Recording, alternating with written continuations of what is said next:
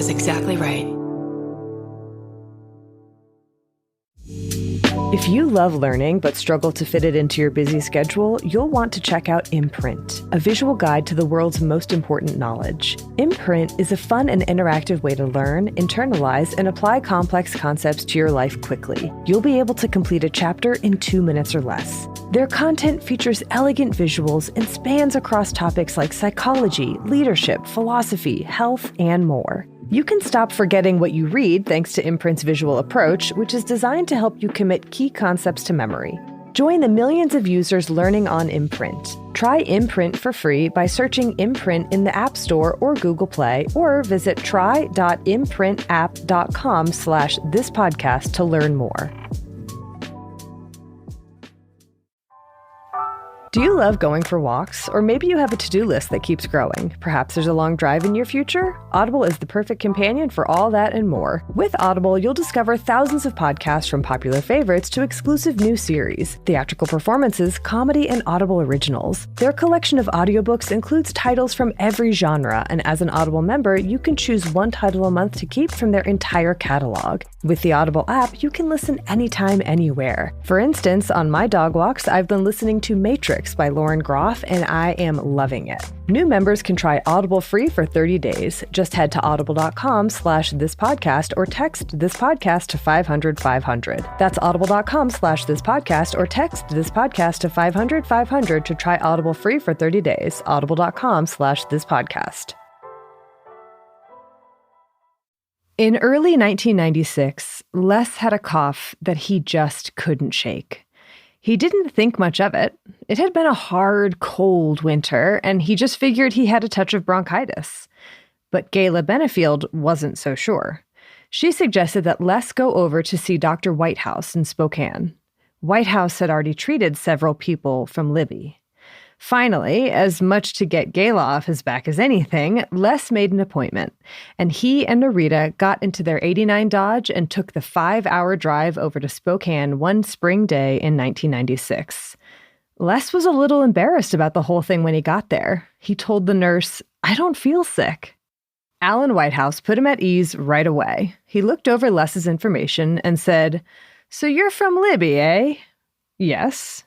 "Well, I've got a pretty good idea why you're here." "You do?" "Yep. Take your shirt off. We're going to do a chest x-ray and a breathing test." About 45 minutes later, Whitehouse came back into the room and leaned on the examining table and said, "Well, you've got active asbestosis." No hemming and hawing.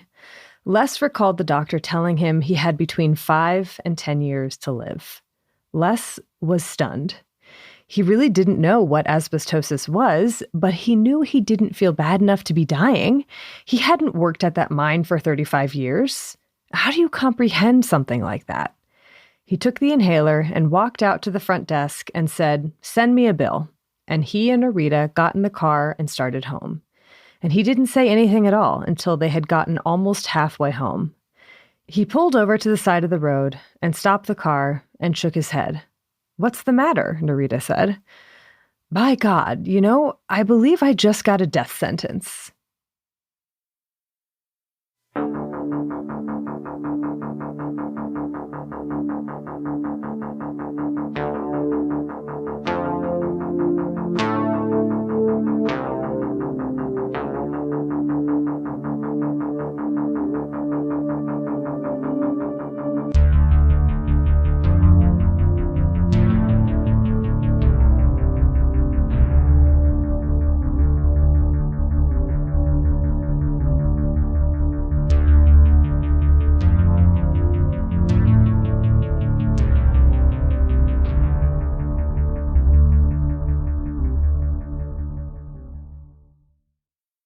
Wow.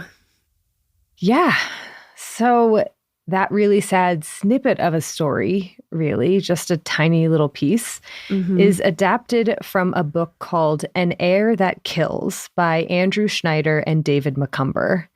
And Les in the story is a real person. His name was Les Skramstad, and he was an outspoken activist and advocate for everyone affected by asbestos-related diseases. And he died on January 21st, 2007, at his home in Libby, Montana, from mesothelioma. And you'll hear more about Libby, Montana, later on in the episode. Oh, I'm sure we will. Mm-hmm. Mm-hmm. Wow. Yeah. Ugh. I know. Hi, I'm Erin Welsh. And I'm Erin Allman Updike. And this podcast will kill you. And today we're talking about asbestos. Yeah, this is a topic that we've been wanting to do for a while, but I feel like we've been intimidated by just how much there is to cover and wanting to do it justice, which is impossible to do, really. It really is. Yep. Yeah. We're going to fall short in some regards, but we're going to learn a lot together today. Yeah. It's going to be a very interesting episode. I'm really looking forward to understanding what the heck asbestos does to your body because I really don't know. Ooh, and I really want to understand the history because I feel like it is going to be massive and a lot of drama. Infuriating. Yeah, really soul-crushing for sure. Well, on that note. On those happy notes. Yeah. Shall we? Is it quarantine time? It definitely is. What are we drinking this week? This week, we're drinking unquenchable. Yeah, we're calling it unquenchable because asbestos means unquenchable in Greek. It's like one of the words that lent its meaning to asbestos. Love that. Yeah. And what is in unquenchable? Well, we wanted to do something that resembled asbestos fibers, and I think the closest thing was cotton candy. Cotton candy, you'll never look at it the same. No. And it's cotton candy plus Prosecco and raspberry and some lime juice. And yeah, it's surprisingly tasty for cotton candy containing drink. Yeah, I think that is an accurate representation of my feelings about this drink. We'll post the full recipe for that quarantini as well as our non-alcoholic Plasibarita on our website, thispodcastwillkillyou.com, and our social media channels. We certainly will. On our website, you can find all sorts of things such as transcripts for each and every one of our episodes. You can find links to bookshop.org and Goodreads list. You can find links to our music by Bloodmobile, to Patreon, to merch, to probably other things that are out there. Check it out. There's a lot to discover. Thispodcastwillkillyou.com. Loved it. Beautifully done, Erin. Any other business that we must urgently attend to? I really don't think so. I think the most urgent business is to get straight into the meat of this episode. So please, after this break, can you tell me about the biology of asbestos? Sure can try. Whoever said good things come to those who wait was not trying to grow a business. Indeed is the hiring platform where you can attract, interview, and hire all in one place. Indeed streamlines the hiring process with powerful tools like Instant Match, where over 80% of employers get quality candidates the moment they sponsor a job, according to U.S. Indeed data. Join the more than 3 million businesses worldwide that use Indeed to hire great talent fast. Start hiring now with a $75 sponsored job credit to upgrade your job post at Indeed.com/thispodcast. Offer good for a limited time. Claim your $75 sponsored job credit now at Indeed.com/thispodcast. Indeed.com/thispodcast. Terms and conditions apply. Need to hire? You need Indeed. In the aftermath of a shocking crime, people always ask, why? Why would someone do something like that? What could possibly push them to commit such a horrible act? Was it money, power, revenge? What makes people like that tick? Hey there, it's Karen and Georgia from My Favorite Murder, and we want to tell you about a podcast from Wondery called Killer Psyche. Each week, host Candace DeLong explains the thoughts, motivations, and behaviors of the most violent figures in history, using her decades of experience as an FBI agent and criminal profiler. Candace digs deep into the twisted psychology of these killers, uncovering a new case each week. And many of the cases covered on Killer Psyche she actually worked on, like the Unabomber Ted Kaczynski and Dennis Rader, also known as BTK. Follow Killer Psyche wherever you get your podcasts. You can listen ad-free on the Amazon Music or Wondery app. Goodbye.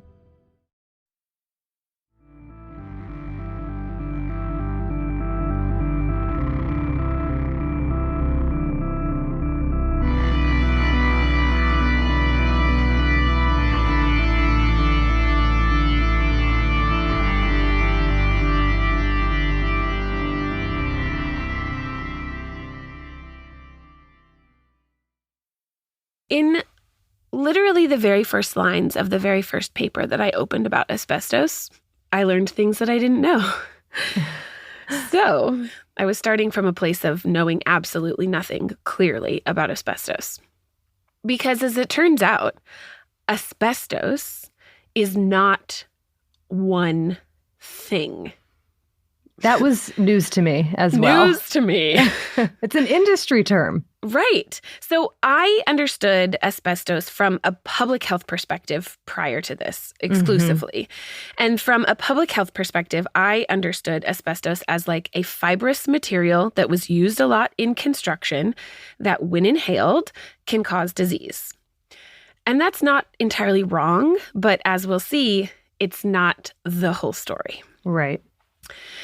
Historically, and this is not, I think, stepping on your toes because it's just a very brief intro, Erin. But historically, asbestos has been used for so many different things. And I know, Erin, you're going to get into that in more detail. It's absurd how many things. The Wicked Witch's broom, did you know that? I did know that. Covering playgrounds instead of grass. Uh-huh. It's incredibly heat resistant and fire resistant and resistant to corrosion. So it was used for fireproof suits, piping, insulation, housing insulation, roofing, flooring, cement, brake pads, like literally everything. Except for the fact that I think is not the appropriate tense. It Correct. Still is used in a very disturbing number of things. Very, very in the good U.S. point. and around the world, although many countries have banned it. But that's getting way ahead of ourselves. We'll get there eventually. But it's not one fibrous thing. So what is it? At its core, asbestos is a mineral compound or multiple types of mineral compounds that are made of silicon and oxygen that naturally form into fibers, like fibrous substance. Kind of looks like cotton candy. 6 of these specific minerals are grouped together under this umbrella of asbestos, and they are in many countries either banned now or at least highly regulated. However, there exist hundreds of other minerals that also naturally exist in a very similar fibrous state, and in many cases have also been shown to be carcinogenic to one degree or another, but are not regulated as asbestos because they, at least historically, haven't had a large amount of commercial usage. And like you mentioned, Erin, asbestos is really a commercial or a regulatory definition. One example of this is aragonite, I think that's how you pronounce it, which is also a fibrous mineral and is a known and recognized human carcinogen, but it is not regulated in the same way as asbestos. It is not considered under this asbestos umbrella. However, mineralogically, it's a very similar compound. That's interesting in terms of regulation and protection and what determines safe levels of exposure, which is already a total mess, or at least historically has been such an infuriating mess. Where Say it's like, it louder. oh, we don't want to use this new high-powered microscope because that'll find more asbestos than we thought was there using our outdated 30-year-old techniques. Anyway. I love that we're already getting a glimpse into the history, Erin. I don't even talk about the whole protocols for assessing asbestos exposure, but it is a part of it that is, ugh. Anyway, sorry. Imagine. But in general, what we call asbestos can be broken down into 2 subgroups. There is serpentine asbestos, which includes chrysotile, and that is by far the most widely used form of asbestos. This form of asbestos makes these longer, curly fibers that are very, very versatile in their uses. If you look at them under a scanning electron microscope, they look like these long, curly tubes that if you cut them in cross-section, kind of roll up like a scroll almost. Yeah. And then there's the grouping of amphibole asbestos, which includes 5 different forms: actinolite, tremolite, anthophyllite, crocodilite, and amosite. and apologies if I pronounced any of those incorrectly. But all of these fibers tend to be more straight and brittle and are usually described as kind of needle-like. Mm-hmm. They're still used a lot in commercial situations, but definitely less than chrysotile. But the thing is that even within these two kind of broad mineralogic classifications, serpentine and amphiboles, these kind of mineralogic classifications, there are a lot of other fibrous materials that are not regulated as asbestos, even within those two categories. So it's a lot, and I find it very interesting. Yeah. Yep. The major determinants of the toxicity of any of these forms of asbestos is the fiber dimension itself, like how wide, how long, etc., and the biopersistence. How long do these fibers just hang out either in the environment or in our lungs, which we'll get to. And then, of course, dose and duration and things like that. In general, the amphibole types of asbestos have been shown to be more pathogenic and more carcinogenic than the chrysotiles. However, those are used much more frequently, right? And don't get me wrong, all forms of asbestos, as well as many other similar mineral compounds, are pathogenic and carcinogenic. Right. So anyone who says they're not is not telling the truth. Okay. I can tell by your face that we'll get there. We will. So let's talk about what the actual health effects of asbestos are, shall we? Mm-hmm. At its core, the reason or the mechanism by which asbestos causes disease is that we inhale these teeny tiny little fibers into our lungs. These fibers, even though when you have a big clump, it might look like cotton candy, the actual individual fibers themselves are like microns or tenths of microns long. We're talking very, very small, invisible to the naked eye when you breathe them in. We're inhaling them into our lungs, and then they simply stay there. Some, like the chrysotile, are longer. So they might get stuck in places in our lungs that are a little bit higher up, or we might even maybe sometimes be able to breathe some back out. But many, including the very short or needle-like varieties, can penetrate very deeply into our lungs and then stay there. So that's part of why the pathogenicity is the actual biopersistence. How deep are these getting into our lungs, which the fiber length and size is going to play into, and then how long do they stay there? Okay, so when you say how long do they stay there, does our immune system play a role at all in breaking them down or isolating them or anything like that? Or do they just stay there forever? Yeah, that's a great question. Our immune system plays a really big role, but as we'll see, it's largely just in causing inflammation from these just staying there. Okay, so it's like, I know there's something there, but I can't do anything about it, and I'm angry and inflamed. One thing that can happen is our immune system can form these what are called asbestos bodies, where macrophages and things kind of try to wall off these little asbestos fibers. But again, that can just be a nidus for more chronic inflammation. Okay. So let's get into the different types of diseases that we see with asbestos, because spoilers, if you didn't realize this, it's not just one. Asbestos can cause two different classifications of diseases, cancers and non-cancers. And these are not mutually exclusive. And many times the non-cancerous form of asbestos can develop into cancer later in life. But in terms of the non-cancerous disease, the major one that we see with asbestos is called asbestosis, pretty aptly named. And this comes from usually long-standing exposure to asbestos. I really tried to get a handle on quantifying this, like how much asbestos do you really need to be exposed to? I could not get a good answer for this, Erin. I'm not surprised, really. Yeah, I'm not either once I really started thinking about it, but it just was disappointing, I think. So if you couldn't get info on how much asbestos causes asbestosis, what are the diagnostic criteria for asbestosis? Yeah, let's talk about what it actually looks like, shall we? Yeah. So asbestosis looks and is really very similar to a pretty generic disease called interstitial pulmonary fibrosis. Mm-hmm. This is a lot of inflammation in the lungs, a lot of scarring. And this type of scarring happens kind of in between areas in our lungs, like in between the alveoli and in between places where your oxygen is supposed to be diffusing into your bloodstream.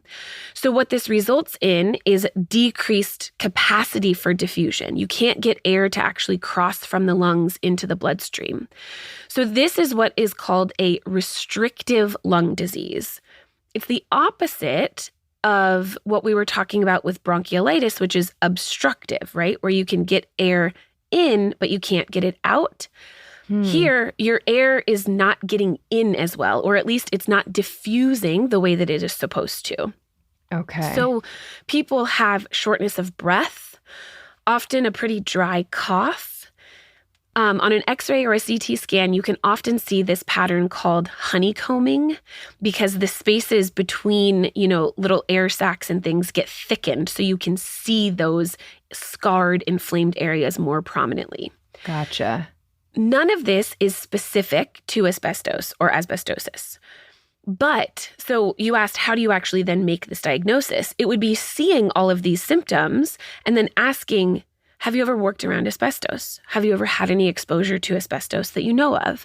And someone who had that history, you might think this could be caused by asbestos. And then if you were to do a biopsy, you would actually be able to see the asbestos fibers existing still in the lungs and asbestos bodies, like I mentioned, in addition to all of these inflammatory changes. Okay. How often is that biopsy done? And how is the treatment different if it's asbestosis versus another cause of this pulmonary fibrosis? Great question. So the biopsy can be done via like a lavage. So you don't have to necessarily puncture lung tissue. Okay. It doesn't have to go from the outside. You can do it through a bronchoscopy where you're putting like a tube down into the lungs, looking there, and then putting fluid in and kind of washing the area. Okay. And we do that for a lot of different things. But so you would be able to see asbestos fibers and asbestos bodies in that what's called a bronchoalveolar lavage. Mm-hmm. And you could potentially take additional biopsies too if you needed to. In terms of treatment, it doesn't differ than any other treatment for interstitial pulmonary fibrosis or a lot of other kinds of restrictive lung disease, really. And that is that we don't have very good treatment for it. Yeah. Okay. Yeah. So that is the kind of major non-cancerous disease that we see with asbestosis.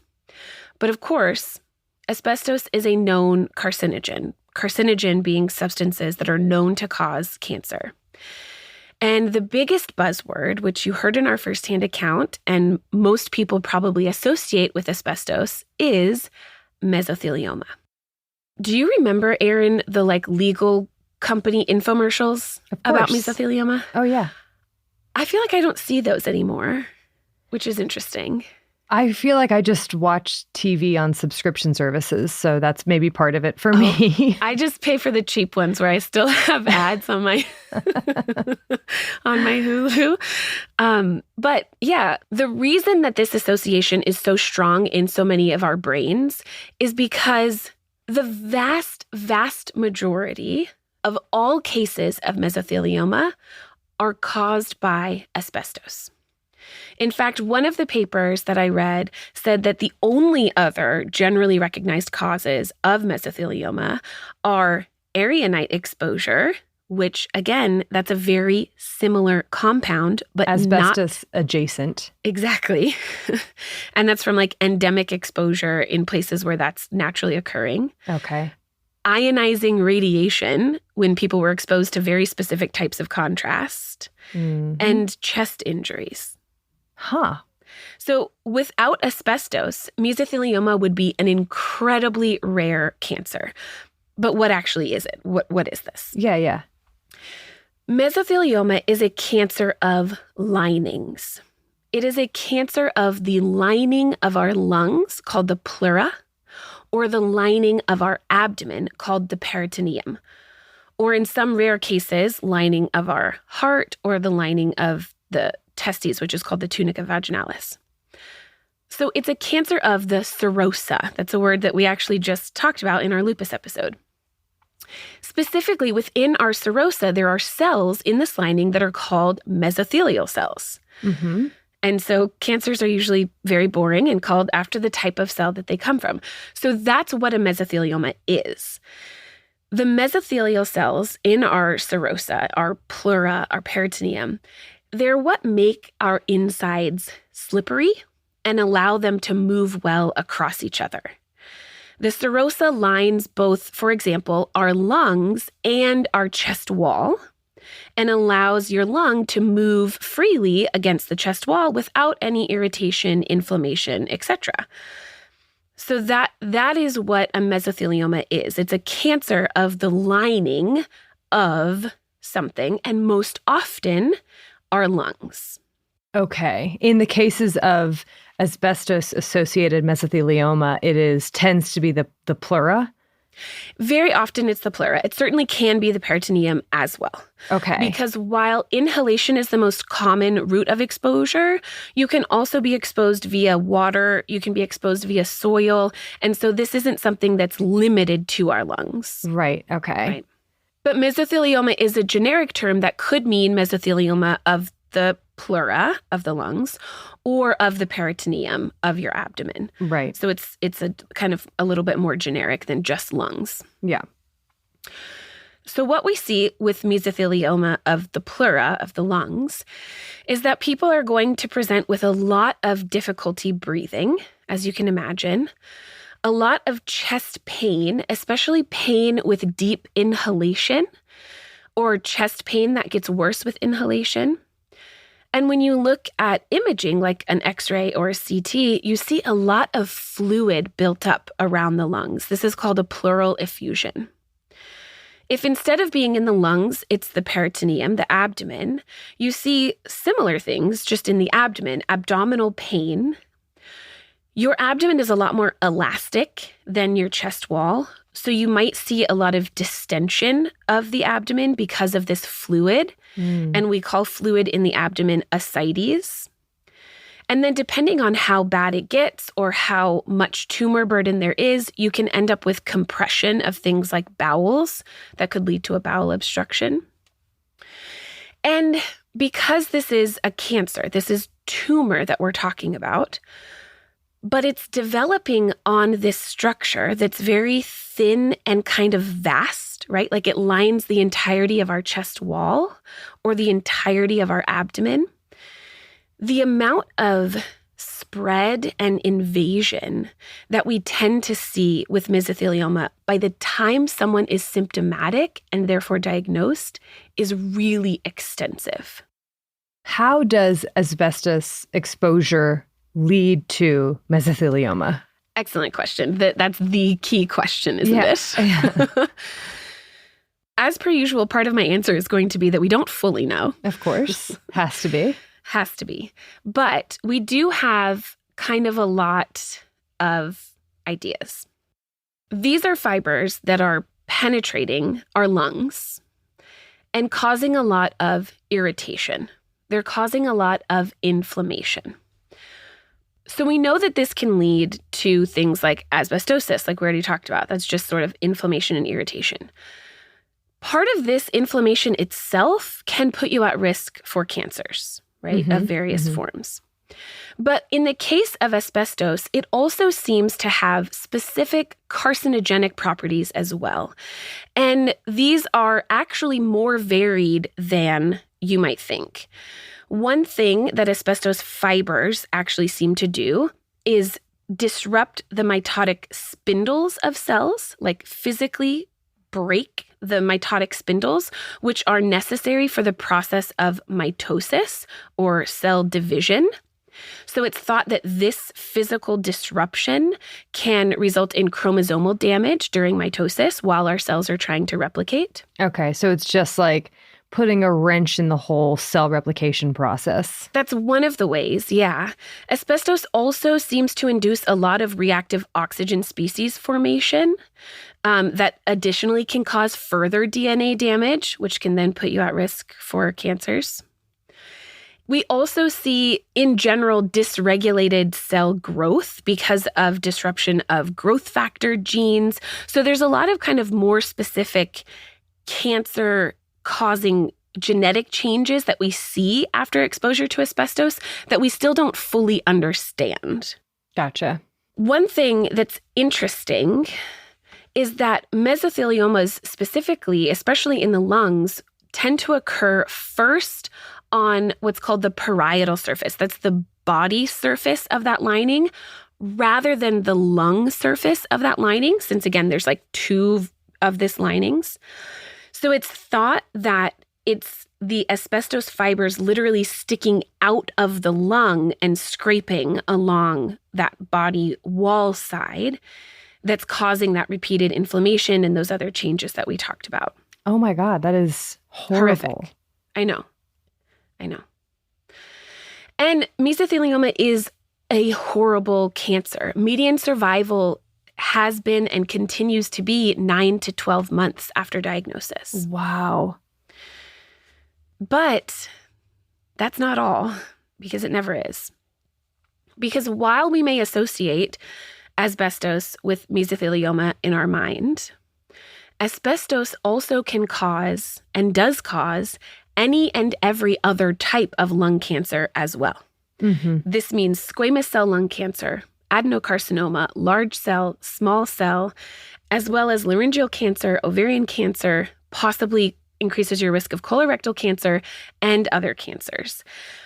In fact, it's estimated that asbestos exposure causes 6 times more lung cancer, as in other types of lung cancer, than it does mesothelioma.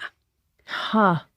And it's also estimated that lung cancer deaths are likely twice as great as mesothelioma deaths in relation to asbestos exposure specifically, because even though mesothelioma is horrific, it still remains very rare, thankfully. Okay. Are there associations with certain types of asbestos and certain outcomes of asbestosis or certain types of lung cancers versus mesothelioma, stuff like that? It's a really good question. I found a paper that I'll link to that tried to really quantify cancer risks for both lung cancers and mesothelioma by like fiber size.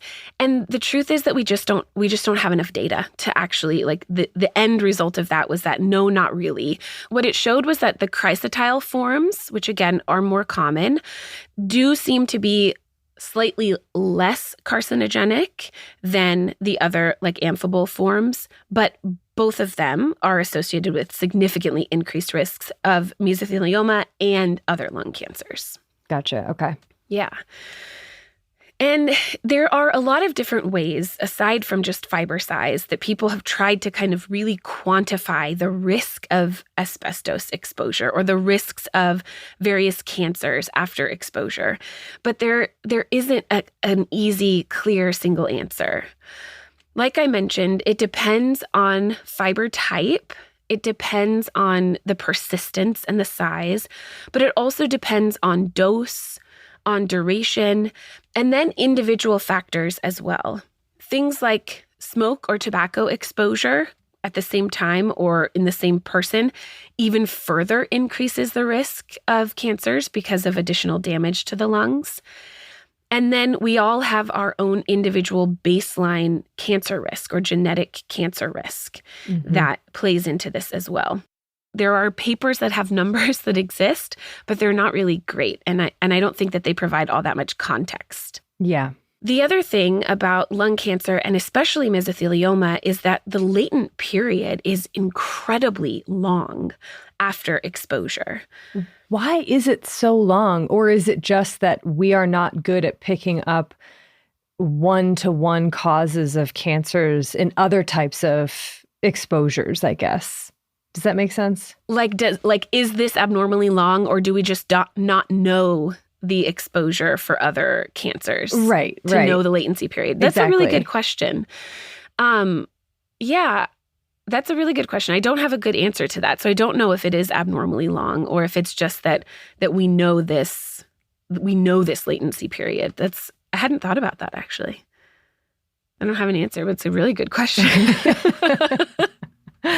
But it is about 30 to 40 years or more, by the way, for anyone wondering how long is. It's so long. It's very long, which means that we are certainly not out of the woods in terms of new diagnosis of asbestos-related diseases, even though efforts have been made to reduce asbestos exposures.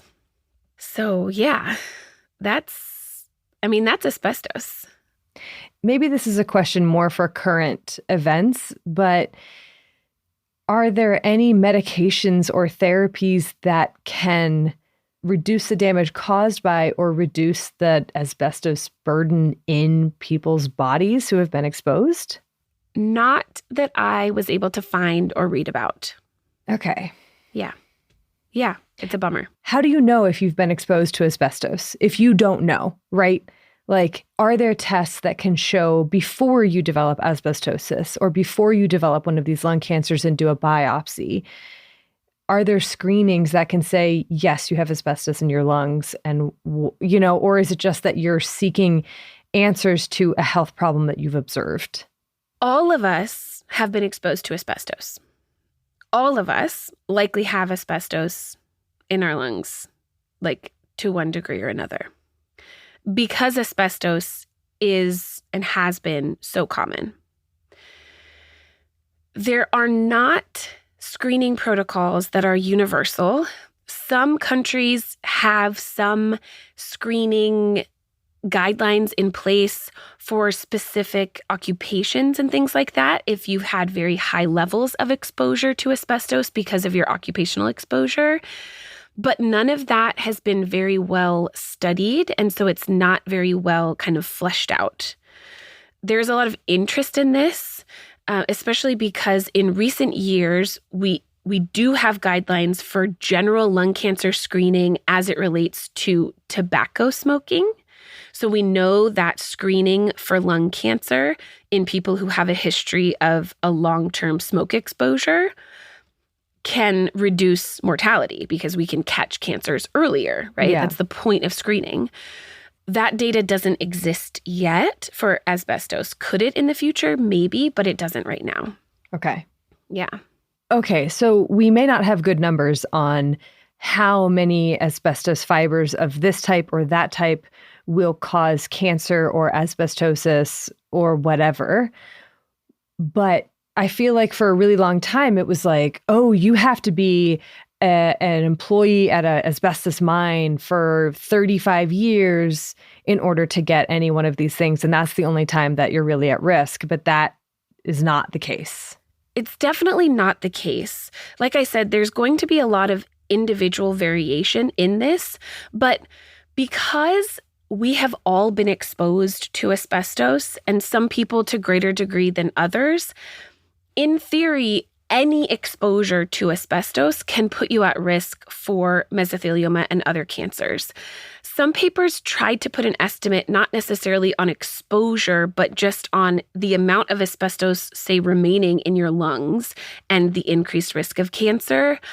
And what they estimated was, for example, a 2-fold increase in risk of lung cancer if you were to do one of those lavages of the lungs and find between 5 to 15 asbestos bodies, that's that inflammatory reaction, per milliliter of fluid. And that's a relatively low number. Yeah. But that's kind of at least the number that this paper cited. Okay.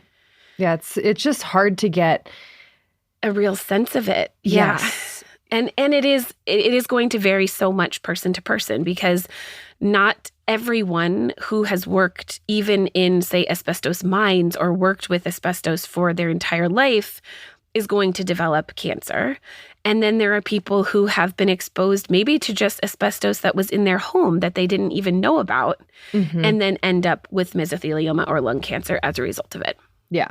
So, yeah, that's that's asbestos in a nutshell. A small one. Yeah. So, Erin, Mm-hmm. I cannot wait to hear everything about how we came to find this, what do you call it? Mineral, I guess. These minerals, these commercial designation minerals, how we decided to start using them in all of these different ways, how we decided that this wasn't a great idea. I want to know all of it. Yeah. There is a lot to this story. And so let's just jump to it right after this break.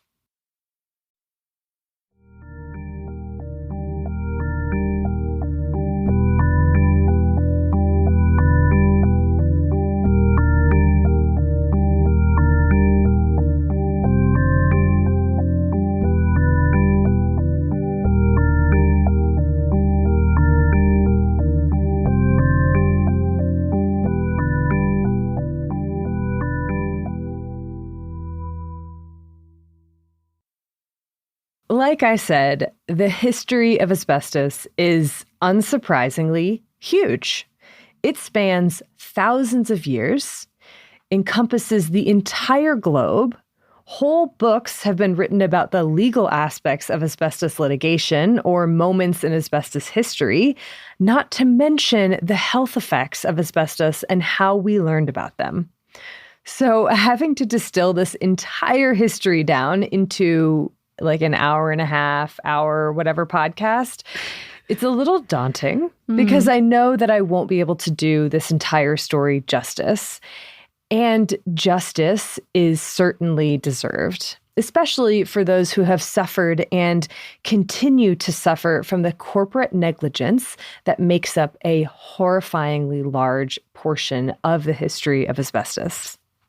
So, what I'm going to do in the history section is present the history of asbestos in basically two parts. The first as a little tour, not comprehensive by any means, through the ancient history of asbestos up until about like the 1930s, 1940s or so, which is when the health effects really began to be widely recognized. In the second part, I want to take a closer look at why asbestos has earned this notoriety as an industrial killer by taking us through the story of Libby, Montana, which is often described as one of the worst environmental disasters in the history of the United States. Have we talked about Libby, Montana in other episodes? I don't think so. So we've talked about in our arsenic episode, I think we made reference to the Anaconda mine, which is in Montana. And then, of course, in Rocky Mountain Spotted Fever, we talked a lot about the Bitterroot Valley. But I don't think we've talked about Libby, Montana. I don't know why it sounds familiar. Like, I definitely don't know anything about Montana. I think you know more than you think. Nope. Less. Less than you think. By the end of this history section, you'll know more. How about that? But let's start back at the beginning, back to when humans first began using asbestos, which turns out to be a lot longer ago than I realized. There is evidence of asbestos used in pottery in parts of Africa and in Finland dating back 4,000 years. Wow. And homes in eastern Finland from this time were found to contain asbestos packed into the crevices between logs, presumably for insulation. Wow. Mm-hmm. In ancient Rome, the wicks in the lamps used by the Vestal Virgins were made of asbestos so that they would burn forever as long as there was oil in the lamp. Oh my gosh, because it's fire retardant. Uh-huh. What? That's so cool. Isn't that cool? And like we said at the very beginning of the episode, the word asbestos comes from the Greek meaning unquenchable or inextinguishable. The Vestal Virgins, by the way, which I've heard about them, but I didn't know what they were. They were called that because they were priestesses of Vesta, the Roman goddess of the hearth. And so the constantly burning flame was especially symbolic for like this ever burning hearth flame fire. I can't tell you how much I now want an asbestos candle. Oh my God. Don't think that's a great idea. It's not, but No. Doesn't it sound cool? I mean, asbestos seemed to hold such like magical power for so much of history. Wow. And I can see it. It is like an incredibly impressive mineral. It is. Yeah. Yeah. Charlemagne, who lived in the 8th and 9th centuries, allegedly had a tablecloth woven with asbestos, and he would use it as like a party trick. So you'd spill wine or meat sauce or, I don't know, beets on it, and then you would toss it into the fire to clean it. And he would just then pull it out unscathed. Okay, that's a cool party trick. Very cool party trick. Yep. There are also references to asbestos napkins that could be similarly cleansed by fire, which hints at another earlier name for asbestos, amiantus, meaning undefiled. Wow. The uses of asbestos from ancient times through the 1700s range from like the sort of useful, such as in body armor, fireproof coats, shirts, gloves, sleeve ruffles. I love that because like sleeve ruffles must have been so prone to catching on fire. They're like, we can't get rid of the ruffle. We have to make it fireproof. Thinking outside the box. And also my favorite is burial shrouds so that the ashes could be kept separate. Wow. But then there were the more inventive but not necessarily practical uses, such as the quote-unquote Book of Eternity, which was a book that people wanted to make whose pages were made of asbestos, so couldn't be destroyed by fire. Okay. To things that were purely just for show, like Benjamin Franklin's purse made of asbestos fiber, which you can see if you go to the Natural History Museum in London. Wow. And I've seen a picture of it, and it is, I have to say, it is a hideous little thing. Like it's not good looking, right? And there was something about, he didn't want to burn a hole in his pocket with the money, so he like wanted to save money, something to that effect. Oh, that's ridiculous. Yeah, super ridiculous. But throughout history, asbestos maintained global popularity with mines all over the world.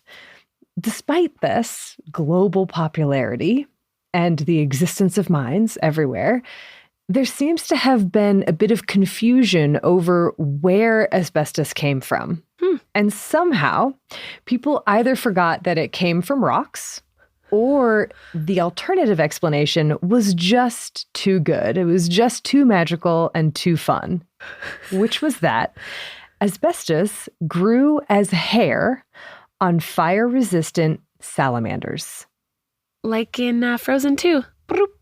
Is there a fire-resistant salamander? There's a little salamander who, like, his butt, he goes poof, and then he catches on fire and then runs around and I've seen it too many times. It's exactly that.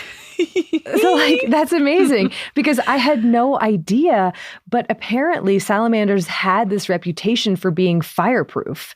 Huh. The etymology of salamander is not fully resolved, but it may come from the Persian meaning fire within, or from the Old French, legendary fiery beast. Oh my gosh, that's fascinating. And so the idea behind this, or at least one of the proposed ideas as to why it has this reputation, is that some species live in damp logs. And so if you toss that log onto a fire, it may burn for a bit before it gets too hot and the salamander would then run out. And it's like, whoa, this thing just came from the fire. It's fireproof. Got it. Oh, cool. I mean, maybe, who knows? But yeah, this was a very common myth, not just the fire-resistant salamander, but that hair grew on these fire-resistant salamanders, and that's where asbestos came from. That's so interesting because, like, it's just, you just mine it. Just mine it. I don't know, but asbestos... Someone was clearly mining it way back then. I think it's just like, it is a more fun explanation. People called asbestos salamander wool or salamander cotton for a long time. And yeah, people did try to dispel this myth, such as Marco Polo, who around 1300 wrote about an asbestos mine that he saw. Quote, "Towards the northern boundary of this province is a mountain with a vein from which is produced salamander. You must understand that this is not a beast, as is commonly asserted, but its real nature is such as I will now describe. It is a well-known fact that by nature no beast or other animal can live in fire. And so he's calling asbestos salamander, which kind of is also confusing. Right. But he's like, no, it's not an animal. It is a thing that you find in the mountain. Right. It's in this rock. It's just a thing in the rocks. You can take it out of the rocks. It's not alive. Yeah. And then he goes on to explain the mining process and how you turn it into fibers and how you can burn those fibers and it comes out unscathed or whatever. And then he concludes with, quote, "The account I have given you of the salamander is the truth. And all the other accounts that are put about are lies and fables." Strong words. End quote.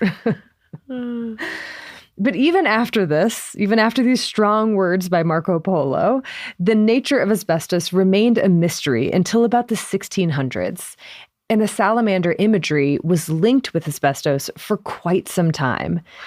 Later on, certain asbestos processing companies used it on their logos, and I'll try to find one to post on social media. Oh, interesting.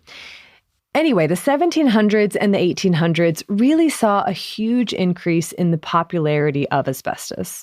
Again, with applications ranging from the ridiculous, like the so-called human salamanders, who dressed in asbestos clothes and roasted steaks by hand and did other types of tricks like that while standing in a fire. I don't know how that would have worked. I'm not convinced that it did. You would still get really hot. Mm-hmm. Humanity.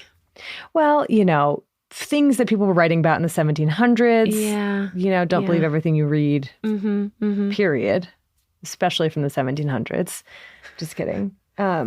But then there were more practical inventions. One of the earliest successful asbestos businesses was founded by Giovanni Aldini, nephew of Luigi Galvani. If you remember from our electricity. Mm-hmm. Yeah, exactly. He did the frog leg experiments. Mm-hmm, mm-hmm. Mm-hmm, mm-hmm. Was he the one who did the frog leg and then came to the exact wrong conclusion? Erin, that was... Oh, sorry. Like 2 years ago? I have no idea. A year ago? It's impossible to say. Anyways, moving on. Aldini made fireproof apparel specifically for firefighters. Just kind of a cool idea. Mm-hmm. If only he knew. Not long after, fireproof theater curtains came onto the market and were credited with saving quite a few lives.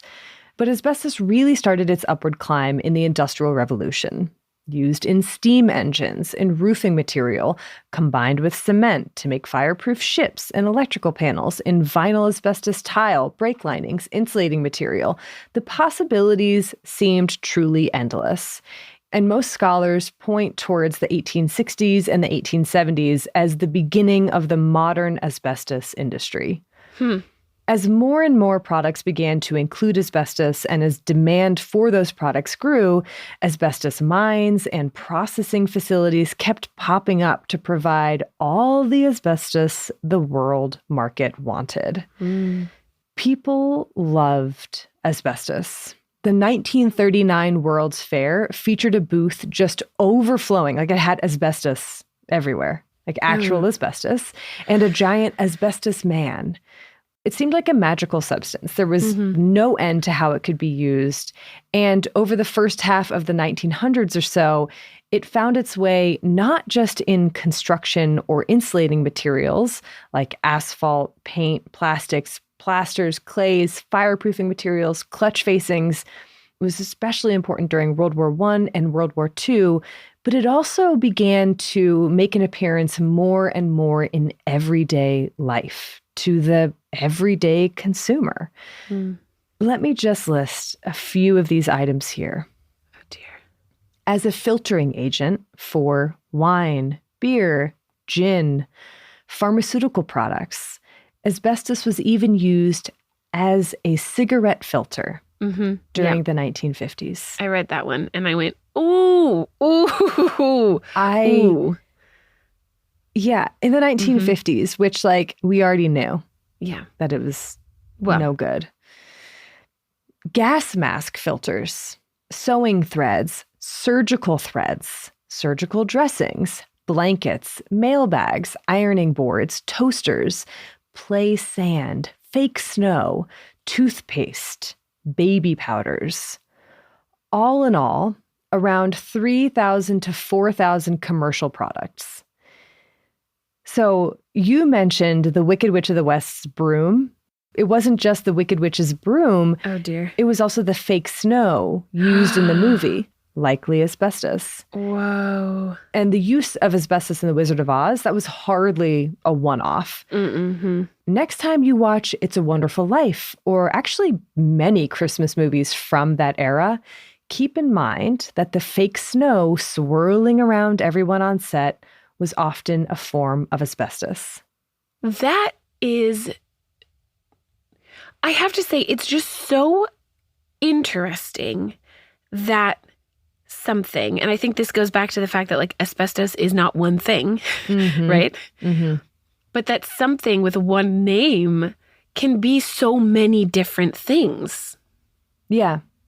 Right? Right. And so that is something that like I didn't mention at the top of this history, but I am lumping asbestos all together. Right. I mean, that's how it is lumped. It is how it is lumped. Yeah. Yeah. And in that regard, it makes sense that it was used in thousands of commercial products and had so many different uses. And yeah. And so given that it was so widely used, from the fake snow to toothpaste to filtering agents, surely no one suspected that it could be bad for you, because how could it still be used? I mean, to such a degree. I've heard too many of your history sections to think that that's true for a second. I'm just trying to make everyone just that much more cynical, or realistic is how I like to look at it. Yeah.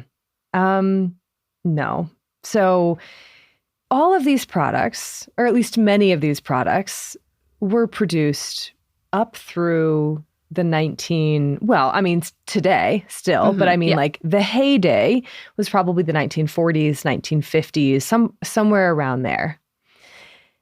At the latest, by the 1890s, is when people had started to recognize that exposure to asbestos, especially in occupational settings, could lead to diseases of the lungs. Whoa. That is not a good look. No, I mean, far from it. In 1898, the Lady Inspector of Factories in Great Britain, which, like, I want to know more about that entire title and that entire role and everything. Same. I know, right? A future episode. Anyway, the Lady Inspector noted that disease seemed to be higher among asbestos textile workers. And the following year, a physician named Dr. Montague Murray treated a person who had, quote, an unusual fibrosis of the lungs. He didn't report on the case until 7 years later during a meeting on compensation for industrial diseases, when the patient that he had treated talked about how he was the only one still alive of the 10 that had worked with asbestos fibers. Oh. All the others had died by the age of 30. The committee, upon hearing this story, did not recommend compensation because they couldn't rule out tuberculosis, which was very prevalent at that time and may have obscured the link between asbestos and health issues, more broadly speaking, especially lung diseases. But still. Yeah. About 20 years later, so we're talking in the 1920s or so, the word asbestosis, coined by Thomas Oliver, first appears in a series of medical papers examining the occupational exposure to asbestos. And this increased attention, along with the case of pulmonary fibrosis in a Glasgow asbestos worker, prompted a medical examiner named Edward Merriweather to see, quote, whether the occurrence of this disease in an asbestos worker was merely a coincidence or evidence of a definite health risk in the asbestos industry, end quote. I'll give you one guess as to what he found. I can guess correctly. Yeah. Yep. He found a, quote, definite occupational risk among asbestos workers as a class, end quote, with disability and death as possible and indeed likely outcomes from fibrosis of the lungs. This was in 1929. Oh, dear. As a reminder, The Wizard of Oz was released in 1939, and asbestos production in the United States peaked in 1972. I laugh because otherwise you just cry. Yeah. That year, 775,000 tons of asbestos were produced. In the U.S. alone. In the U.S. alone. Yeah. That is... It's stomach turning. It honestly is like... Yeah. But... That is... I mean, I knew that there was going to be... I knew this was going to be bad, but that... I mean... That alone, it gets so much worse. Oh, dear. Because we're going to do like case study style. Oh, no. Yeah. Okay. Before we get there, let's head back to the 1930s, when evidence for the harmful nature of asbestos continued to mount. So this guy, Merriweather, his findings did lead to some industry change because he especially noted that dust seemed to be a huge part of the problem. So he was like, either minimize dust or you minimize your exposure to it and you reduce disease development. And in the places that took him up on this, which was actually like a large part of the industry in Britain, this did lead to a decrease in pulmonary asbestosis cases, delayed, of course, because of the length of onset. But this was specific to Britain. This didn't happen in the U.S. because in the U.S., similar safety measures had not been widely adopted and would remain patchy at best, or more like lip service than actually protective, even after asbestos was shown to be associated first with lung cancer.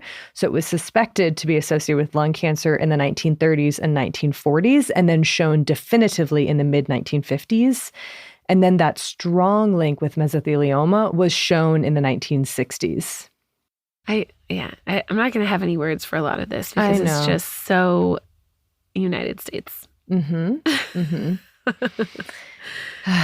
And alongside the discovery of the link between mesothelioma and asbestos came the observation that it wasn't just workers exposed to large amounts of asbestos day after day for years on end who were getting sick and who were dying, but anyone who used asbestos products or lived near asbestos factories. In the 1960s or so, the great love affair with asbestos, at least for the general public, was over, as television and newspaper reports highlighted the health risks of the substance. And faced with this backlash, the asbestos industry reacted by revisiting safety regulations, implementing new ones, sure, and funding studies that would conclude that, oh, this amount of dust is perfectly safe. Oh, well, this form of asbestos is perfectly safe. Those are the ones. Those drive me up a wall. This playground full of asbestos rocks is perfectly safe. Oh, dear. And gee, asbestos is simply the greatest. And you should just trust us on this one because, like, we've done a lot of research and why would we lie to you, even if we're worried about our business failing? The callous deceit exhibited by the asbestos industry goes way beyond negligence. And there are 1,001 stories that show this, but I am just going to briefly go through one, and that is the story of Libby, Montana. Okay, ready for it. Libby is a small town. Population 2,775 as of 2020. Very small town. Super small. Yeah. And it's located way up in the far northwest corner of the state of Montana. Okay. It's surrounded by gorgeous natural beauty, snow-capped mountains, lush forests, the roaring Kootenai River. Have you seen the incredible movie The River Wild? Nope. The rafting movie with Meryl Streep and Kevin Bacon from the 90s? No, but now I must. Oh, fantastic. I mean, I haven't watched it in like 20 years, but part of it, for all you listeners who may have seen it, part of it was filmed nearby Libby, Montana. Okay. Libby is also, like I said, the site of what has been called one of the greatest environmental disasters in U.S. history. According to a 2016 study, 694 Libby residents have died of asbestos-related diseases since 1979. And that's in a town of 2,775, yeah. Oh, my goodness. Uh-huh. And that number, which is likely an underestimate to begin with, will continue to grow. Oh my gosh. What happened in Libby isn't a case of, whoopsie, we had no idea asbestos was so bad for you. So sorry. It's not our fault. It is a case of deliberate concealment, of a company making decision after decision after decision to hide information from people, to continue to knowingly expose them to deadly substances, and to try to avoid any responsibility for doing so, all in the name of profit. I'm getting worked up. Okay. There is so much more to this story than I'm going to go into right now. And I encourage everyone listening to follow up to get the full picture. I used a few sources for this that I'll post on our website, but mostly I took from a book called An Air That Kills by Andrew Schneider and David Macomber, who are two journalists that played a big role in exposing the Libby scandal. And it's a great source for more details on this. But I'll do the best I can right now. The asbestos situation in Libby, which had been known to residents and lived by residents for decades, started to gain national recognition in the fall of 1999, when an article about it was published in a Seattle newspaper. When the EPA got wind of this article and these seemingly outrageous claims that it made, they were incredulous. First of all, if there were this many cases of asbestos-related disease and deaths, at the time it was reported as 198 deaths in this one tiny town, the EPA would have known about it. Secondly, the article was claiming that it wasn't just the miners that were getting sick and dying of exposure to asbestos. It was also their families, their spouses and children, as well as other members of the community who didn't have any direct connection to the mine. This had to be sensationalist journalism, but to find out just how much misreporting was going on, the EPA had to investigate the situation for themselves. Over the next couple of years, what they ended up finding was that not only were the reported numbers accurate, but if anything, the article barely scratched the surface of the horrific situation that had unfolded over the previous decades in Libby. Wow. The story begins, really, in the 1920s, when a man named Edgar Alley established a mine to produce a substance called vermiculite, which, when heated, expands greatly, making it useful in many different products, as insulation for buildings, in concrete, in packaging to protect what you're shipping, in soil to keep it aerated. The possibilities seemed endless. At one point, I think it was around 1960, I read that there were even experiments in Libby to see whether vermiculite could be added to animal feed or loaves of bread. What? Turns out that the bread rose faster and got moldy more slowly. So Stop it. Ay. I know. Sometimes it's like you don't need to do something just because you can. Mm-hmm. They didn't stop to think if they should. Yeah, exactly. Okay. Yeah. Oh my gosh. Yeah. The vermiculite deposit in Libby was one of the largest ever discovered. And to give you some idea of just how huge, Libby produced up to 80% of the entire world's supply of vermiculite between the 1920s and 1990 when the mine closed. Whoa. Now, on its own, vermiculite is non-toxic. But in Libby, vermiculite, sold under the name zonolite, was not on its own. The vermiculite there was contaminated with a form of asbestos called tremolite, or tremolite actinolite, or Libby amphibole asbestos. So, like you said, Erin, it was one of the more shorter, spikier fibers that are highly pathogenic and highly carcinogenic. And when asbestos was found to co-occur with this vermiculite, it was called quote, one of the largest deposits of asbestos ever uncovered. Oh, dear. If we revisit the timeline of when asbestos-related disease was first recognized, it shows us that by this time, so by the time that asbestos had been recognized to be present in this vermiculite, the occupational hazards of asbestos were well known, and the evidence would just continue to pile up over the years.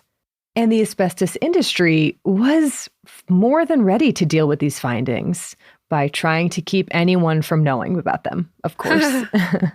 Starting in the 1930s, there was an industry-wide push to prevent any negative press about asbestos by funding experiments on the condition that these companies maintain complete control over the reporting of the finds, by ordering trade magazines like Asbestos Magazine, it was a real thing, not to write anything about the health risks of asbestos, by making it a policy to not tell employees that they were working with a deadly substance.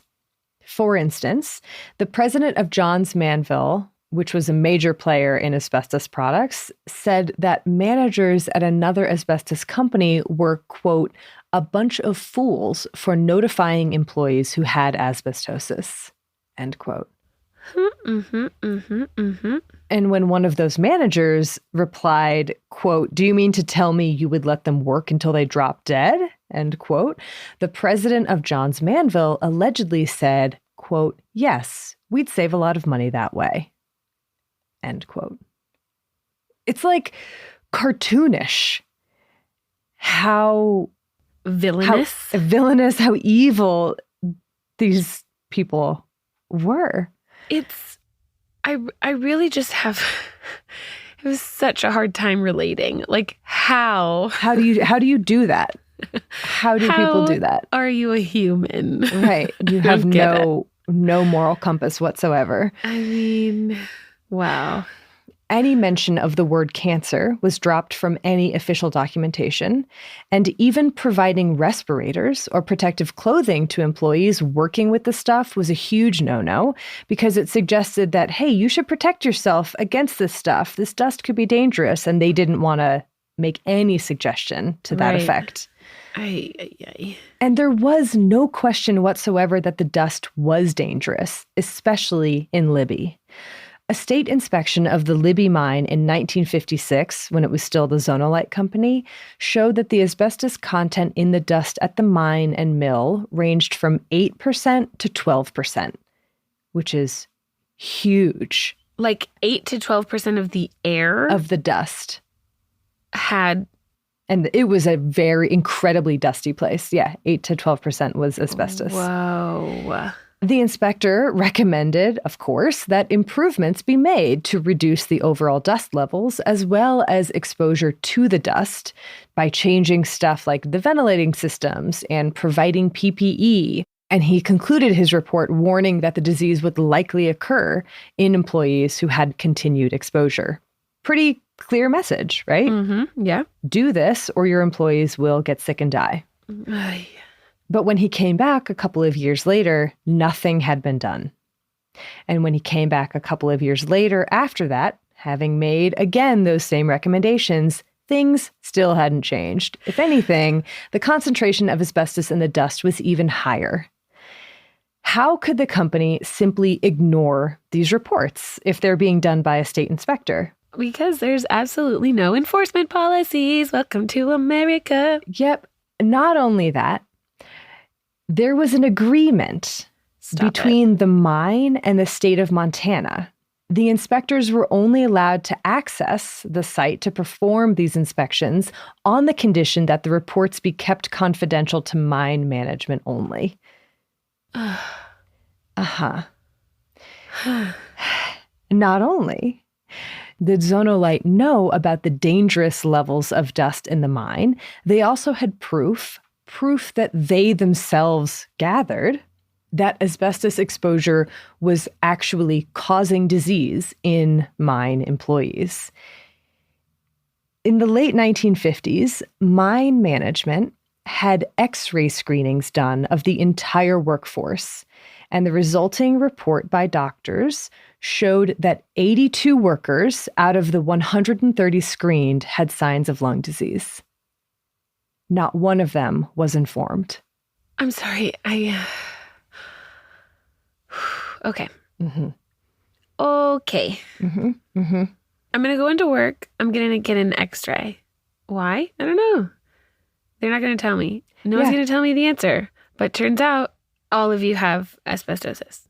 Yeah, except they weren't told that. They were just like, hey, free x-ray screenings. Hey, free physicals. We're going to do this every year and collect this long-term data set. But we're not going to tell you about it. Not going to tell you, not going to tell everyone, and hope this never gets out. Yep, none of the workers were told.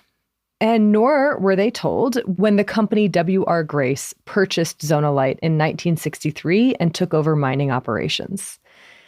W.R. Grace was fully aware of the asbestos content in the dust and the asbestos-related disease becoming more and more common in mine employees.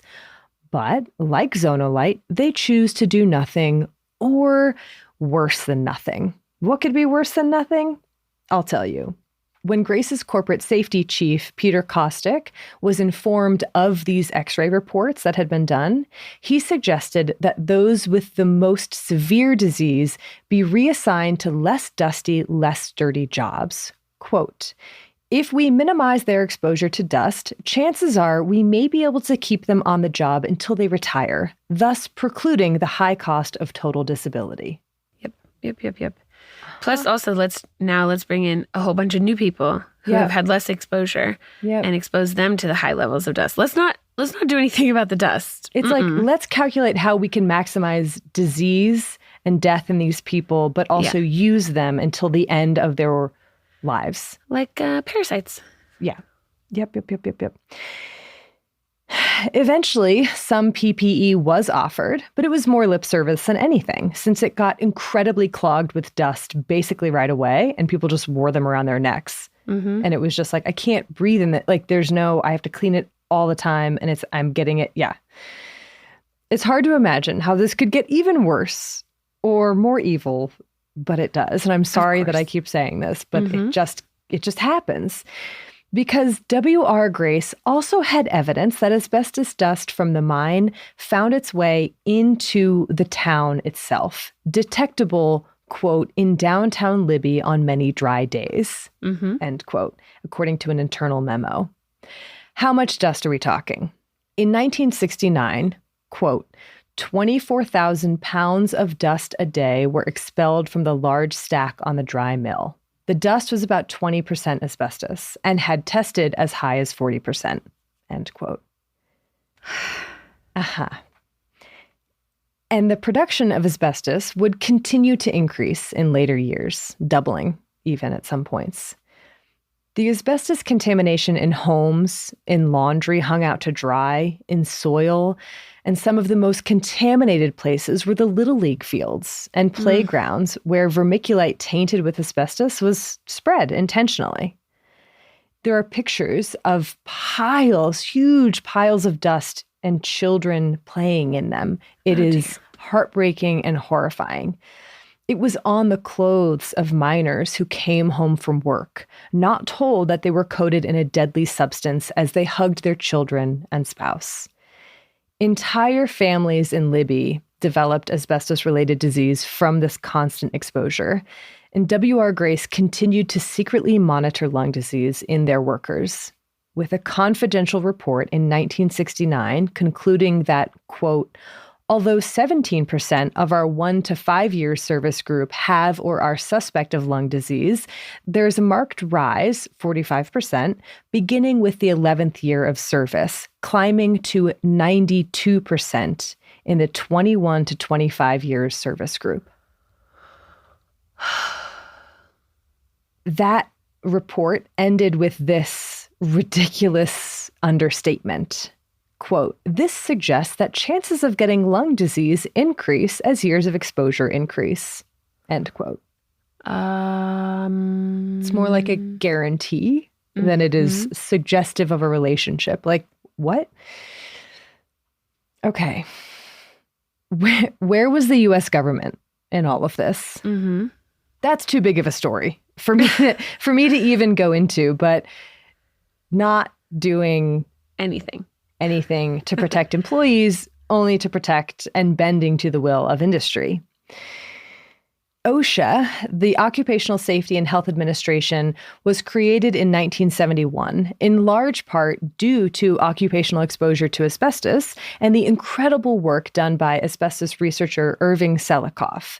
So why hadn't OSHA or the EPA or NIOSH looked into the mounting cases of asbestos-related disease and death in Libby? Well, they actually had. In 1980, with reports on the mine showing that levels of asbestos exposure were 100 times what OSHA then deemed to be safe. Now guidelines are even more stringent. Mm-hmm. And that workers were at risk of developing severe asbestos-related disease. Not only that, but that the quote-unquote common knowledge that disease could only happen after prolonged exposure, that was wrong. The report from 1980 read, quote, mesothelioma, a marker disease for asbestos exposure, has occurred in persons with exposures as brief as 1 or 2 days, and in persons with exposures as low as those found in the homes of asbestos workers and in the neighborhoods around asbestos mines, asbestos product factories, and shipyards, end quote. Despite these reports, nothing seemed to be done about it. When investigators from the EPA began their investigation of Libby in 1999, 2000, 2001, they came across these reports showing that they were covering the same exact ground that other people at this organization had done before. Yet, for some reason, those 1980 reports were not followed up. Why? What was that reason? It's unclear. There is some speculation that politics played a role. W.R. Grace's CEO was super tight with Reagan, who was president at the time that the decision to follow up would have been made. And under Reagan, the Grace Commission was established to find ways to cut funding for the EPA. And so the Grace Commission ended up suggesting a whole bunch of decisions for the EPA. And, I will say that it seems unclear what those recommendations were or what those decisions were, but I don't think it's super far-fetched to imagine that they might have gone something like, nothing to see here, Libby's fine. It's one of those things where a lot of people work at the EPA, work at OSHA, work at NIOSH because they're passionate about protecting people, protecting the environment, but their hands are often tied by whatever administration is currently making decisions. And those decisions can often be guided by industry interests rather than human interests, because there's money in industry interests, but there's not in humans, the everyday person. Yeah, it is. It's a really depressing kind of tightrope balance thing to think about when you start looking at cases like this, right? It's just it's really depressing. Yeah. Even though nothing was done about those reports from Libby from 1980, there were still these passionate people in the EPA and elsewhere fighting for the ban of asbestos products. And in 1989, the EPA did enact such a ban on the, quote, manufacture, processing, and selling of almost all products containing asbestos, end quote. I mean, and that was a huge triumph. That got national attention. What didn't get as much attention was when the ban was overturned within just a couple of years. 1991? 1991, yeah. Yep. And I feel like many people might be surprised to learn that asbestos is far from banned in the U.S. and that the U.S. still imports and uses literal tons of asbestos every year. And it's been an ongoing battle And in fact, the Trump administration actively fought against regulating asbestos. And Trump himself claimed that asbestos was, quote unquote, 100% safe, and that anti-asbestos movements were a conspiracy by the mob. Anyway, it's just another demonstration of something we're always saying on the podcast, which is that public health and politics are heavily intertwined. You can't separate them. By the mob, Erin? I know. I mean, like, it's absurd. The vermiculite asbestos mine in Libby closed in 1990, but the damage was far from over. Mm-hmm. The lag time between exposure and disease was one component, but another was the enormous contamination that Grace left behind. Starting in the late 1990s and early 2000s, former employees of the W.R. Grace mine in Libby and family of those employees successfully sued the company to cover their mounting healthcare costs. And the company was ordered to clean up the asbestos contamination at the site of the mine. But the company fought everything tooth and nail, including hiding funds and declaring bankruptcy so they wouldn't have to pay out or clean up. Classic. Yep. And if it weren't for the amazing efforts by activists such as Gayla Benefield, they may have gotten away with it. In the early 2000s, Libby was declared a Superfund site to help prioritize its decontamination. And in 2009, for the first time in the agency's history, the EPA declared a public health emergency in the town to help provide healthcare assistance. It's a victory for those who have fought so long and so hard to hold W.R. Grace accountable for their actions that resulted in so many lives ruined, lives ended far too soon and too painfully. But these activists, they never should have had to fight that hard and for that long.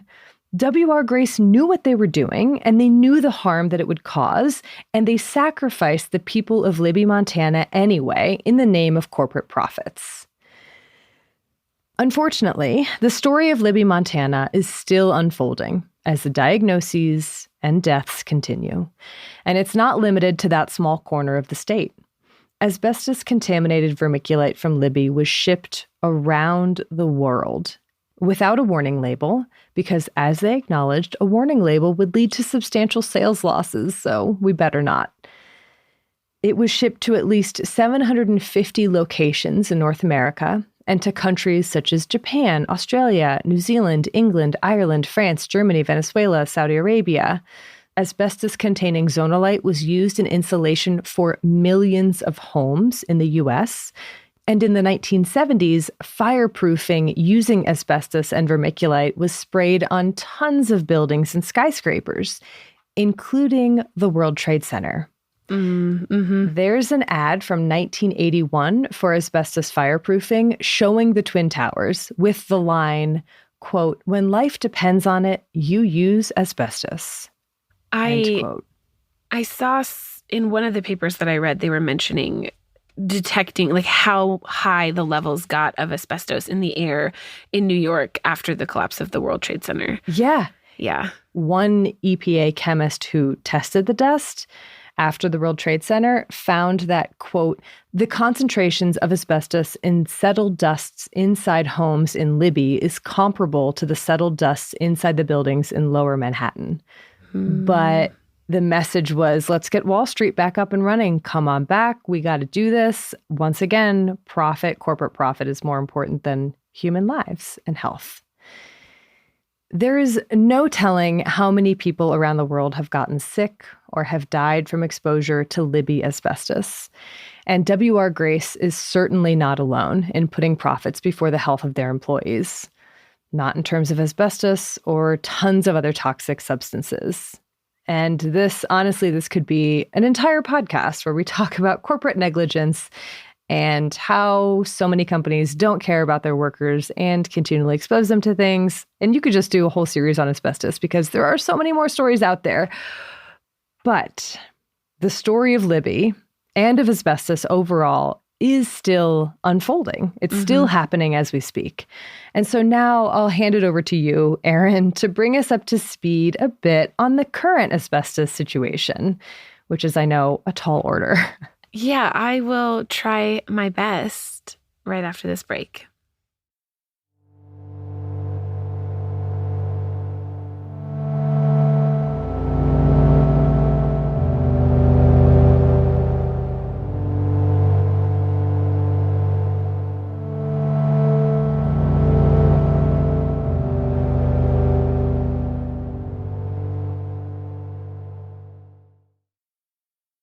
As of 2016, which is the most recent numbers that I found, 67 countries around the globe have banned all forms of asbestos. As you mentioned, Erin, and because many of our listeners are US-based, as are we, the United States is not one of those. The partial ban on manufacture, import, processing, distribution of some asbestos products that was enacted in 1989 was overturned in 1991. And since then, from what I can tell, all we have in the United States are some cobbled together state, federal, and local laws that have varying degrees of regulation on asbestos. And that's kind of it. From what I could gather, 2019 was the first time, at least recently, that the EPA has proposed further restrictions. In 2022, they proposed a further ban on the use of chrysotile asbestos for all ongoing uses. Again, this is the most common form of asbestos. And as of March 2023, which is when not only we're recording, but also most recently that the EPA has updated this website, this ban, which would be pretty comprehensive, is still just a proposed ban. As far as I can tell, it's still open for public comment, and it's not, like, it has not been enacted at this point. Okay. In contrast, everywhere in the EU, all of the EU member states banned all types of asbestos as of 2005. And many of them had banned it earlier than that. Mm-hmm. So the World Health Organization, unsurprisingly, has a very big push, effort, desire to reduce or eliminate asbestos-related diseases. That's kind of the angle with which the World Health Organization, of course, is going to come at it. But we have such a long way to go. Yeah. According to the World Health Organization, 125 million people worldwide are exposed to asbestos at their workplace. And they estimate that fully one half of all occupational cancer deaths are attributable to asbestos.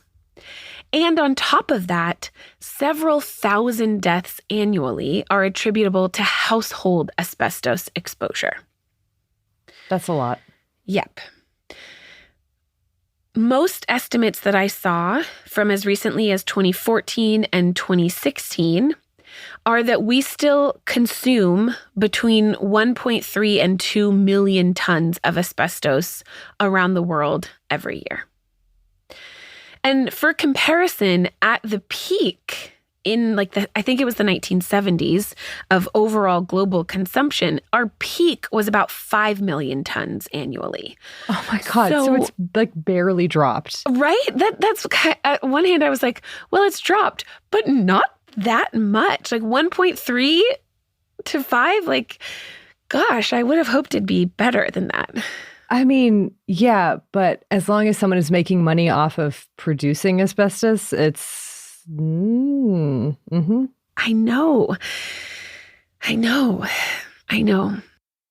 In terms of additional numbers on how many people are affected by this, it's estimated that if we look just at asbestosis, so not even accounting for cancer-related deaths, 2017, it was estimated that over 3,000 people died from asbestosis worldwide. Mesothelioma, it's a little bit hard to get total numbers on, but in the US, between 1999 and 2018, there were almost 50,000 new cases of mesothelioma, of all types of mesothelioma that were diagnosed. And again, almost all of these are as a result of asbestos exposure. And then when we look at lung cancer, because again, asbestos is causing more lung cancer than it is mesothelioma specifically. Lung cancer is, in some countries, the leading cause of cancer-related deaths. In almost all countries, one of the top causes of cancer deaths, as well as a top cause of overall mortality worldwide, with over 2 million cases diagnosed every year. And we really don't understand how much of that lung cancer burden is attributable to asbestos exposure. We really don't have a handle on those numbers because lung cancer is so multifactorial. Right. And I think that part of what really irked me you explained a lot of things that were like really infuriating, Erin, about this story of asbestos. Mm-hmm. But I think especially when it comes to mesothelioma and the way that we view it in relation to asbestos, or the way that we view asbestos in relation to disease, is that a lot of papers, when they're talking about the burden of asbestos and the costs of asbestos, focus on the economic burden as it relates to compensation for exposure. So an article from the New England Journal of Medicine from 2005 predicted the total economic burden of malignant mesothelioma as it relates to compensation for asbestos exposure is up to $200 billion in the United States and $80 billion for Europe. And like just even using that as a metric, it just tells you how incredibly corrupt the system was and remains in terms of the amount of negligence. Yes. For workers and humans who are just exposed to asbestos even outside of an occupational setting. Right. It's depressing. Yeah, that is a really interesting framing. I know that we often have a little bit of a, don't really like that when things are talked about in terms of the economic burden, but this seems especially not representative of the problem of asbestos. I don't know. Like I'm trying to articulate how I feel about it, but it's not because good. It's not even just the direct like healthcare related costs of a disease. We're talking about, compensation for known exposures that were in fact negligent or worse than negligent. And then it's, of course, we always overlook the personal burdens, right? Yeah. The people who are living with this or who are living having known that they've been exposed. And what does that mean? Because we don't know. What does that mean if you were exposed, and for how much of your life and to what degree? And we don't necessarily have screening protocols in place. So it's really tragic, I think. Yeah. Like in Libby, people who have been diagnosed with an asbestos-related disease and are wondering if their children who played on these baseball fields, who played in these dust piles of asbestos, like, are they going to get diagnosed? And a lot of them have been. Right. And how long do you wait? And how long? What do you check for? And yeah. Yeah. So in terms of where do we kind of go from here, I don't have a great conclusion. Unsurprisingly, there's a very big push from a lot of organizations, both globally and locally in various countries, to further regulate or ban, in fact, all forms of asbestos on a global scale. Mm-hmm. I will also say that there is a lot more that needs to be done to understand the actual mechanisms of carcinogenesis, both for mesothelioma specifically, but also for all the other types of cancers that asbestos can cause. Mm-hmm. And then I also will say that I do have a paper if people are interested in where we stand with the treatment of mesothelioma specifically, because that is also a pretty depressing state of affairs. I mentioned that the median survival after diagnosis with mesothelioma is 9 to 12 months. That hasn't changed. And so there's, I think, a lot to be done as well in terms of treatment for mesothelioma, because again, this isn't something that is going anywhere anytime soon. Yeah. So that is kind of where we stand with asbestos and asbestos-related cancers today. Okay. Yep. Sources? I don't know. I don't know what else to say, honestly. Yeah. I have many sources for this. I'll shout out again the book An Air That Kills, if you want to read more about Libby, Montana. And for the history of asbestos overall, I have a lot, but I'll shout out one by Tweedale from 2002 titled Asbestos and Its Lethal Legacy. I also had a lot of papers for this one. One of my favorites actually was a report by the International Agency for Research on Cancer from 2012 that is very long and includes a lot of things other than asbestos, but they had a whole section on asbestos that I found really helpful, as well as a Lancet article from 2005 that was specifically titled Malignant Mesothelioma, that was specific to mesothelioma. There are honestly so many more, though, for any deep dives that you want on any specific aspect of asbestos or cancer or mesothelioma or the current status. So we will post all of our sources for this episode and every one of our episodes on our website, thispodcastwillkillyou.com. We certainly will. A big thank you to Bloodmobile for providing the music for this episode and all of our episodes. And a big thank you to Liana Squillaci, our wonderful mixologist for these episodes. Can you say that? Mixologist, is that right? Sure. There's that drinks. I don't know. I think it could be widely applied, however you want to use it. Our sound mixologist. There we go. And thank you to Exactly Right. And thank you to you, wonderful listeners. We really appreciate you listening. Hope that you enjoyed this episode. Yeah, it feels weird sometimes to say enjoyed this episode, but we hope that you learned something this episode. We hope that you feel as infuriated as we do. Yeah. And as always, a huge thank you to our wonderful, generous patrons.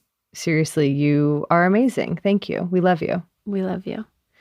Okay. Well, until next time, wash your hands. You filthy animals.